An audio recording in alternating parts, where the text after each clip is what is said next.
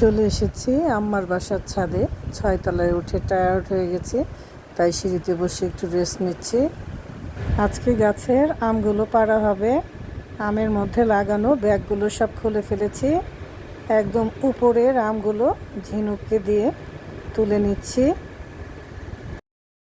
এই যে উপর থেকে 2টা আমও পেরে নিল।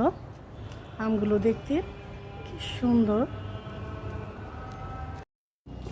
গাছের সবগুলো আম আজকে পেরে নিব। এই যে কাপড়গুলো খোলা হয়েছে সব। এখন আমগুলো পারবো। মাশাআল্লাহ, এই একটা আমের ওজনই হবে 1 কেজির মতো। এটা আরো বড়, এটা তো আরো বড়। মাশাআল্লাহ,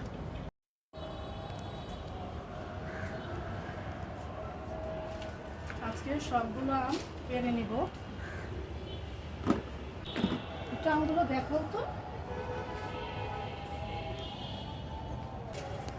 আম পাড়তে ভালোই লাগছে। নিজের গাছের আম।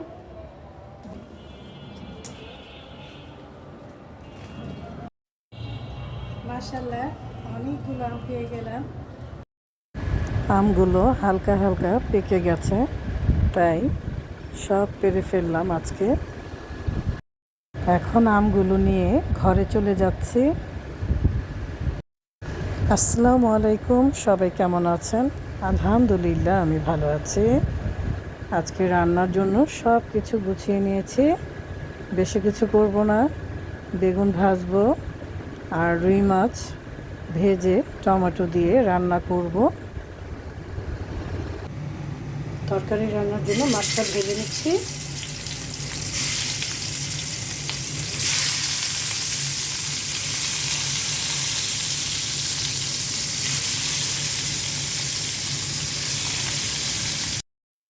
আজকে প্রচুর গরম পড়েছে। গরমের মধ্যে যত তাড়াতাড়ি রান্না করে নেওয়া যায় ততই ভালো। রুই মাছগুলো ভাজা হয়ে গেছে, এখন উঠিয়ে নিচ্ছি। এখন মাছের তরকারিটা রান্না করে ফেলবো। ভাতও বসিয়ে দিয়েছি। পেঁয়াজের সাথে টমেটোটা ভালো করে ভেজে নিচ্ছি। টমেটোটা একদম গলে গেছে। এখন মশলা দিয়ে দিব। আদা রসুনের পেস্ট দিয়ে দিলাম। দিয়ে দিচ্ছি ধনিয়া ফাঁকি, হলুদ ফাঁকি, শুকনো মরিচের ফাঁকি, জিরে ফাঁকি আর লবণ। অল্প করে পানি দিয়ে দিচ্ছি। মশলাটা ভালো করে কষিয়ে তারপর মাছ ভাজাটা দিয়ে দিব। কয়েকটা কাঁচামরিচ দিয়ে দিচ্ছি। মশলাটা কষানো হয়ে গেছে। এখন এক এক করে মাছটা দিয়ে দিব।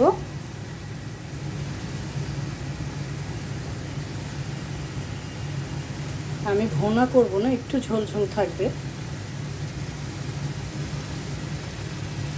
আর পানি দিয়ে দিচ্ছি।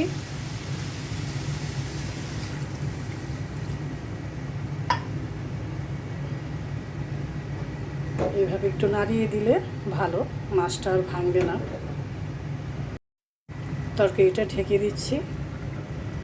আর মসুরির ডাল বসিয়ে দিয়েছি। রুই মাছের তরকারিটাও হয়ে গেছে। উপরে একটু জিরে ফাঁকি দিয়ে দিচ্ছি। আর এদিকে ডালটাও হয়ে গেছে। এখন বেগুনটা ভেজে নেব।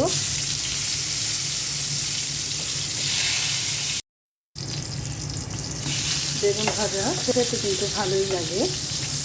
গরম গরম ভাতের সাথে বেগুন ভাজা দারুণ মজা।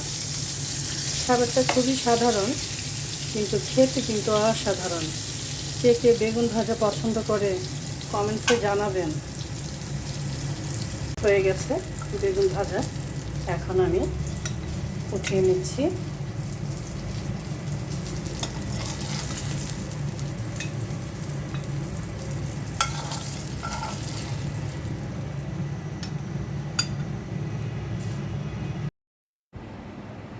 এই তো বেগুন ভাজাটাও হয়ে গেছে। আমি একটা লেবু কেটে নিয়েছি, কাঁচামরিচ নিয়ে নিয়েছি। গরম গরম ভাতের সাথে খেতে কিন্তু দারুণ লাগবে। সবাই ভালো থাকবেন, সুস্থ থাকবেন। আল্লাহ হাফেজ।